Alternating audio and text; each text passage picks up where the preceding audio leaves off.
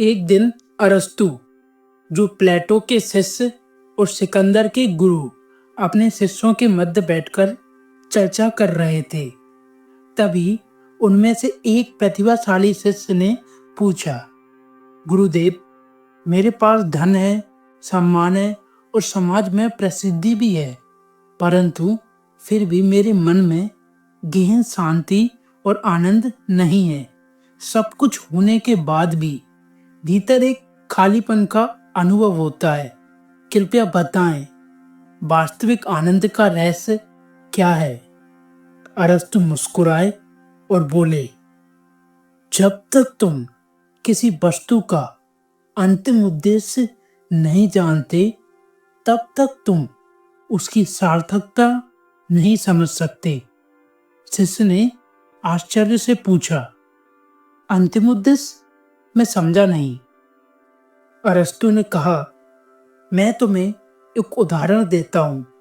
कल्पना करो कि तुम एक लकड़ी का बड़ा लट्ठा उठाकर समुद्र में फेंकते हो।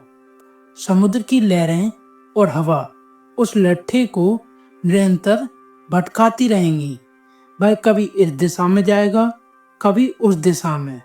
वह लट्ठा स्वयं की इच्छा से कभी अपनी मंजिल तक नहीं पहुंच सकता, लेकिन उसी लकड़ी से एक नाव बना दी जाए जिसमें एक पतवार हो, तो वह अपनी एक निश्चित दिशा तय करके किसी भी बंदरगाह तक पहुंच सकती है।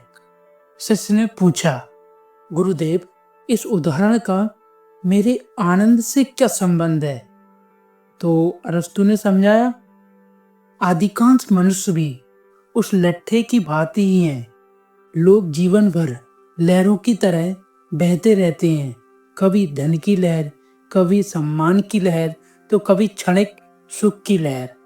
लेकिन उनका कोई अंतिम लक्ष्य नहीं होता और बिना लक्ष्य के मनुष्य का मन सदैव उस लट्ठे की तरह भटकता रहता है और उसे कभी सच्चा आनंद नहीं मिल सकता।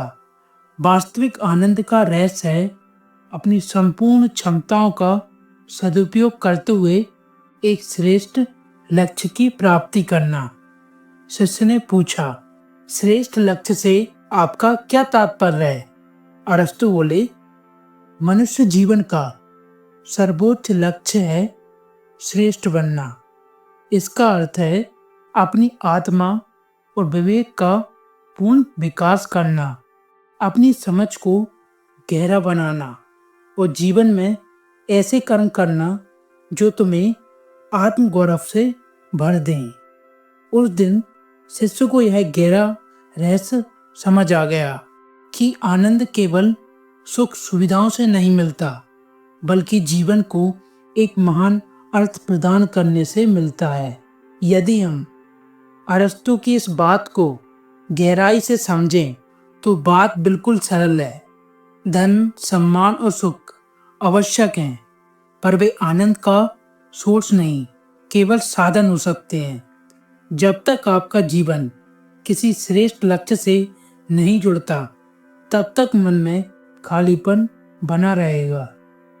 अगर आपकी मेहनत किसी श्रेष्ठ उद्देश्य से नहीं जुड़ी है, तो वह केवल थोड़े समय सुख की लहरों की तरह है।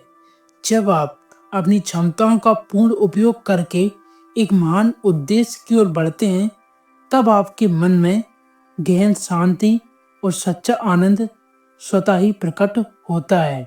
जैसा कि अरस्तु कहते हैं, वास्तविक आनंद तब मिलता है जब आपका जीवन गुणवत्ता और एक सार्थक उद्देश्य से पूर्ण हो।